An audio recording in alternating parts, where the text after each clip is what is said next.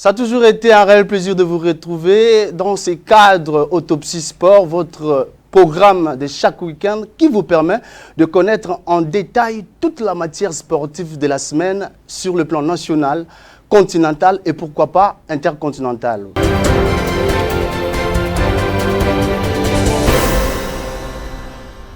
Madame, monsieur, bonjour, bonsoir, ça dépend. Bienvenue dans le Zonde des Sports 7 Télévision. Au niveau national, l'actualité reste dominée par les Jeux africains qui se déroulent à Accra au Ghana, où la République démocratique du Congo est représentée par 15 disciplines. Malgré les difficultés rencontrées par quelques athlètes pour se rendre à Accra, la RDC parvient quand même à rafler quelques médailles à bronze. C'est ce qu'on va voir lors de cette émission. Et ça chauffe du côté du ministère des Sports et de la Fédération congolaise de football association. Pas de compromis entre le ministère et l'entraîneur national Sébastien Desabre. Conclusion, il n'y aura pas de stage professionnel pour le léopard de la République démocratique du Congo. Est-ce que nous avançons ou nous reculons? Point d'interrogation. Et on va citer avec cet élément du management. C'est quoi le management et comment marche-t-il dans le sphère du sport? C'est ce qu'on va voir avec mon invité. Et pour ce faire sur ce plateau, je suis avec Scott Lubila à ma droite que je salue directement. Salut, bienvenue Fouamba et salut à tous les téléspectateurs de Sport 7 Télévision. Et à ma gauche, je salue mon invité spécial, lui c'est Ferrari Munzila. Bonjour, bienvenue, bonjour Scott et bonjour à tous les téléspectateurs de Sport 7. Allez, le plaisir est en nôtre, le décor est planté. Prenons cet élément de la SICOMIN et on revient tout juste après pour commencer notre débat. La coopération bilatérale entre la République populaire de Chine et la RDC remonte au début des années 70 jusqu'à son couronnement en 2008.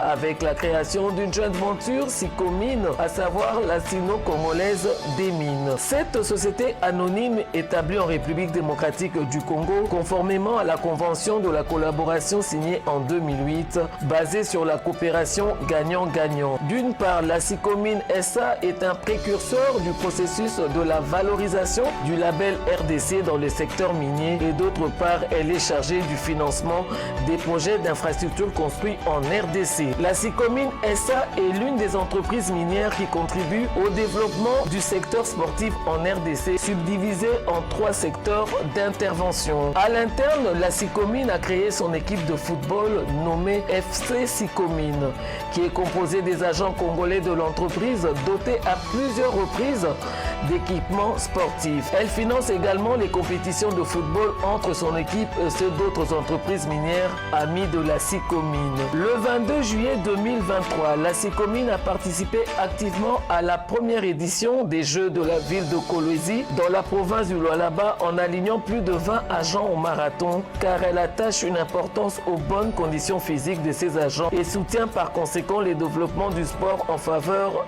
des jeunes. Il est important de rappeler que depuis sa création, la SICOMIN a organisé plusieurs activités sportives entre les agents chinois et congolais afin de créer un climat de travail amical et harmonieux. Tandis qu'à l'externe, la SICOMIN a doté des écoles, des équipements sportifs et des maillots aux communautés de Kolwezi ainsi que dans les lycées à Kinshasa. Elle a financé des équipes de football locales pour organiser des matchs ainsi que des rencontres amicales. En décembre 2022, la SICOMIN a assisté sur les plans financiers et logistique de la Fédération congolaise de Bétestaball pour l'organisation d'une compétition amicale intercommunale. Concernant le financement des infrastructures sportives, la SICOMIN SA en RDC a construit 3 grands stades de 10 000 places assises dans 3 provinces, à savoir à Kalemi, dans la province du Tanganyika, le stade de Kalemi dont les travaux ont démarré le 10 août 2016 et rendu opérationnel le 21 novembre 2018.